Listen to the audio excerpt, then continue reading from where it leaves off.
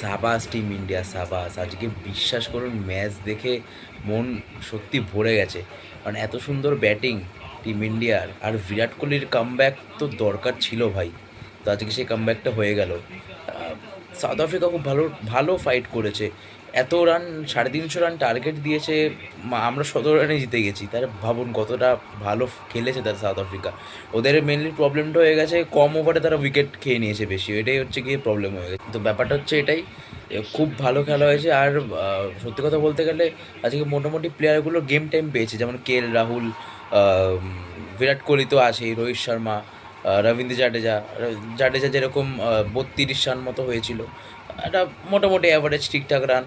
কে এল রাহুলের half century, বিরাট কোহলির তো আছেই সেই কামা রানটা 135, আর রোহিত শর্মার 73, 50, হাফ সেঞ্চুরি কমপ্লিট।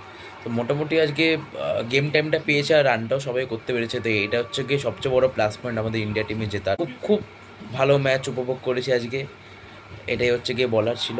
তো যারা যায় না তাদেরকে শেয়ার করে দিও, লাইক করে দিও, সাবস্ক্রাইব করে দিও। টাটা।